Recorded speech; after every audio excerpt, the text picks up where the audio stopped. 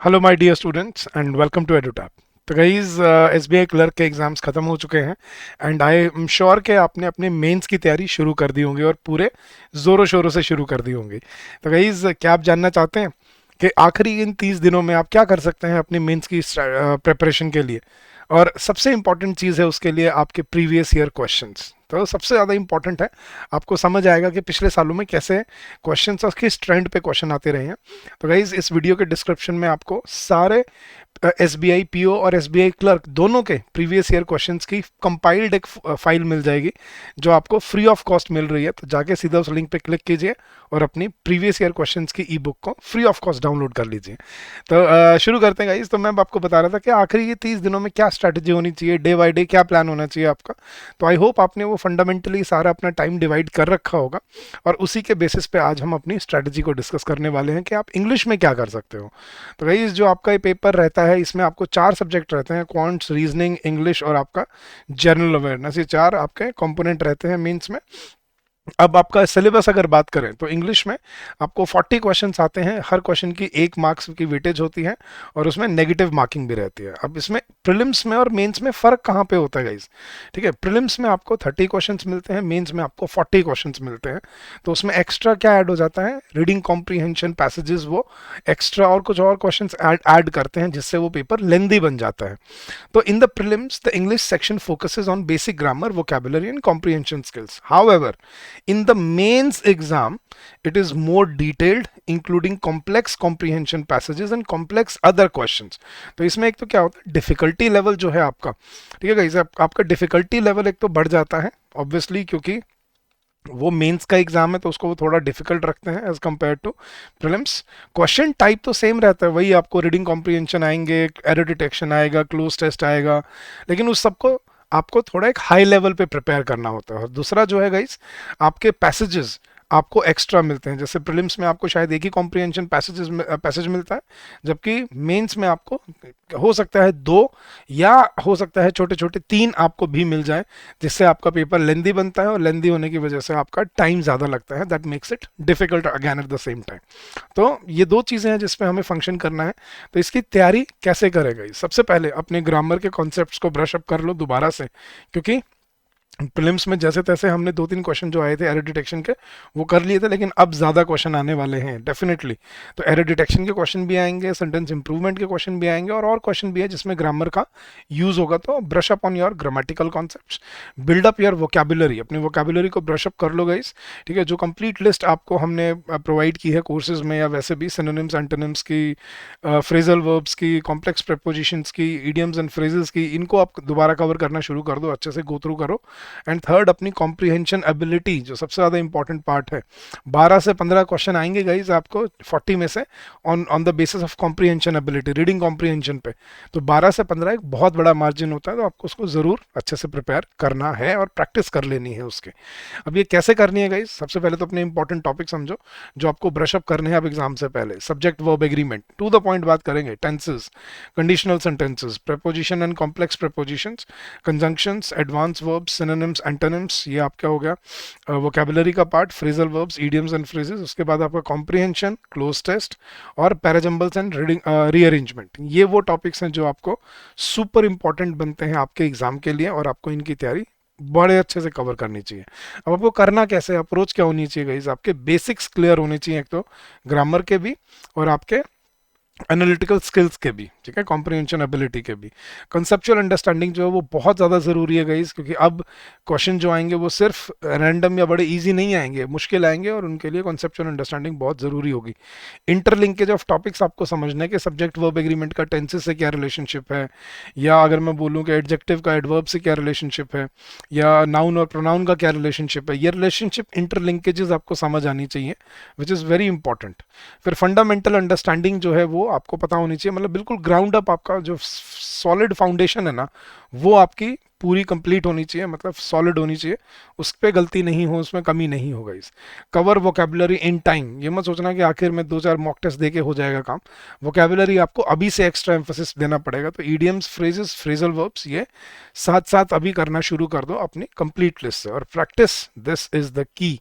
Practice के बिना तो रोज अगर आप 1 या 2 मॉक टेस्ट नहीं दोगे अब से लेके एग्जाम के डे तक, तो वो मुश्किल हो जाएगा आपके लिए अपने आप को पेपर को मतलब वहाँ पे कंट्रोल करना या अपने अटेम्प्ट को कंट्रोल करना। अब इसका क्या स्ट्रैटेजी होनी चाहिए गाइस?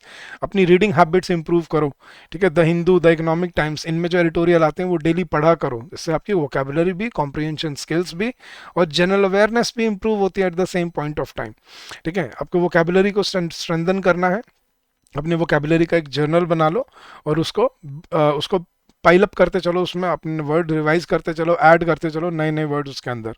अपनी ग्रामर को ब्रश अप कर लो। कोई बुक अगर आपको चाहिए, मैं बता देता हूँ, रेनन मार्टिन एक अच्छी बुक है, अगर आपने नहीं ली है तो। वैसे अगर आपको ज़रूरत नहीं है, क्योंकि अगर आपने पढ़ा हुआ है पहले से, तो ये सिर्फ प्रैक्टिस के लिए काम आती है। बट हाँ, कॉन्सेप्ट आपके क्लियर होने चाहिए, जैसे सब्जेक्ट वर्ब एग्रीमेंट है, प्रोनाउंस, टेंसेस, प्रपोजिशन, ये क्रूशियल टॉपिक्स हैं आपके एग्जाम के लिए। Then practice mock test and previous year paper. जैसे मैंने आपको बताया था, आपको free compiled previous year questions की पीडीएफ मिल रही है। इस वीडियो के डिस्क्रिप्शन में जाइए, लिंक में आपको कंपाइल्ड जितने भी पिछले 5 सालों के एसबीआई क्लर्क के और एसबीआई पीओ के प्रीवियस ईयर क्वेश्चंस हैं, वो सारे कंपाइल्ड वहाँ मिल जाएंगे। Go check that out and get benefited from it. उससे आपको पता चलेगा किस लेवल के क्वेश्चन आते हैं और कैसे आपकी तैयारी होनी चाहिए according to the previous year question. और मॉक टेस्ट वो भी बहुत ज़रूरी है, क्योंकि वो आपको सडन एक सरप्राइजिंग एलिमेंट देते हैं, राइट। तो प्रीवियस ईयर क्वेश्चंस और मॉक टेस्ट दोनों बहुत ज़रूरी हैं आपके एग्जाम की प्रिपरेशन के लिए। और अपनी परफॉर्मेंस को आइडेंटिफाई मतलब एनालाइज करो, और उसके बाद आइडेंटिफाई करो अपने वीक एरियाज और फोकस करो इम्प्रूव करने की उनको। और टाइम मैनेजमेंट गाइस, इसमें आपको सिर्फ 20 मिनट मिलेंगे इंग्लिश सेक्शन में, तो आपको 20 मिनट में 40 क्वेश्चन टारगेट करने हैं, तो अपने आप में बड़ा चैलेंजिंग हो जाता है। तो नेगेटिव मार्किंग अवॉइड करनी है आपने, और छोटे क्वेश्चंस को पहले टारगेट करना है। अब आपकी डे बाय डे स्ट्रैटेजी क्या होनी चाहिए, मैं अगले 28 दिन की आपको स्ट्रैटेजी बता रहा हूँ। डेली अगर आप 1 घंटा भी इंग्लिश को देते हो, by following this strategy you will be able to crack this exam, I can guarantee you that, ठीक है। तो पहले डे 1 से डे 5 आपको क्या करना है गाइस? रीडिंग कॉम्प्रिहेंशन पे फुल ऑन फोकस होना चाहिए आपको, फुल ऑन फोकस। क्यों?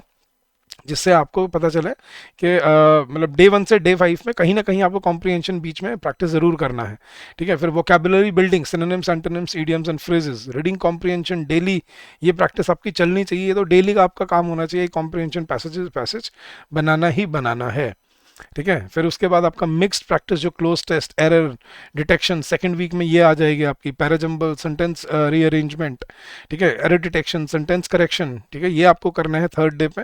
Revision of grammar rules and vocabulary, ये आपका कवरेज होना चाहिए। मतलब मैं आपको ये डेज मत देखो गाइस, मैं आपको वीक वाइज समझा रहा हूँ। देखो वीक 1 to 2 में आपको क्या करना है, आपको इन मतलब ये आपको 5 दिन में जो आप नॉर्मली कवर करते हो, ये आपको जो आपको 2 वीक का काम है, ये अब आपको 1 वीक में कवर करना पड़ेगा, ठीक है। तो ये वीक 1 का आपका फाउंडेशन है, ये वीक 2 का आपका फाउंडेशन है। मतलब इसमें आपको practice cloze test, error detection, parajumbles और सेंटेंस रीअरेंजमेंट कम से कम 10 से 15 एक्सरसाइज करनी है प्रैक्टिस। फिर अगले दिन एरर डिटेक्शन और सेंटेंस करेक्शन आपको करने हैं कम से कम। Revision of grammar rules and vocabulary, और final full length mock test, जो प्रीलिम्स और मेंस लेवल दोनों को कवर करते हैं आपके लिए, ठीक है। तो मेंस लेवल के प्रैक्टिस करना, क्योंकि प्रीलिम्स के तो आप ईजी हो जाएंगे मेरे ख्याल से। तो ये थी गाइज आपके डे 29 और डे 30 तक की स्ट्रैटेजी आपकी। तो 3rd to 4th वीक आपको क्या क्या करना है? वीक 1st और 2nd में आपको कॉम्प्रिहेंशन एबिलिटी, वोकैबुलरी बिल्डिंग और कॉम्प्रिहेंशन स्किल्स आपको बिल्डअप करनी है अपनी ग्रामर को थोड़ा सा रिवीजन में डाल के। और फिर नेक्स्ट वीक में आपको वीक 3 और वीक 4 में आपको मिक्स्ड एरर प्रैक्टिस करने हैं, parajumbles, rearrangement, error detection, sentence correction, ये प्रैक्टिस करने हैं आपको 3rd वीक में। और 4th वीक में ग्रामर रूल्स को एक बार रिवाइज करके और वोकैबुलरी को ब्रश अप करके फिर अपने लास्ट वीक में फुल लेंथ मॉक टेस्ट ही मॉक टेस्ट चलने चाहिए। लास्ट वीक में कोई सिलेबस की कवरेज या रिवीजन नहीं होना चाहिए, ठीक है। तो that should be a 30 day strategy for your exam, ठीक है। तो अलग अलग एक्सरसाइज प्रैक्टिस करो, फिर फुल लेंथ टेस्ट दो इसी से। और जिस क्वेश्चन में आपको लग रहा है कि इसमें मेरी ज़्यादा गलती हो रही है, उसको एक्स्ट्रा फोकस करो अपने एग्जाम के लिए, ठीक है। चलिए गाइस, तो ये थी आपके 30 डे स्ट्रैटेजी।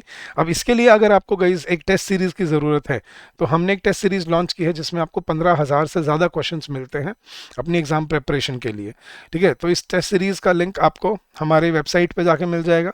हमारी वेबसाइट पे www.edutab.co.in आप जाओगे, वहाँ पे आपको कोर्सेज के अंदर आपको SBI PO क्लर्क की टेस्ट सीरीज मिल जाएगी। ये बहुत ही अफोर्डेबल है गाइस। इसमें आपको क्या क्या मिल रहा है, फुल लेंथ टेस्ट मिल रहे हैं, सेक्शनल टेस्ट मिल रहे हैं हर सब्जेक्ट वाइज, करंट अफेयर्स के अपडेटेड MCQs मिल रहे हैं और चैप्टर वाइज टेस्ट मिल रहे हैं हर सब्जेक्ट के लिए। What more do you need? Yes, so go check it out and get benefited from it guys। तो ये थी गाइज आपकी 30 day strategy for your SBI clerk mains exam. I hope ये आप फॉलो कर पाओगे, डेली का 1 घंटा, और इस पर फोकस करके आप इंग्लिश को भी एक स्कोरिंग सब्जेक्ट बना पाओगे। अगर आपको कोई डाउट रहे किसी भी regarding guys, you can always call us on this number which is 8146207241, और you can also drop us an email at hello@edutap.co.in। so thank you so much guys once again, all the very best, keep up the good work, and I'm sure you'll do very well in your journey ahead। So all the best, God bless you, and happy learning to all of you। Thank you dear, bye bye।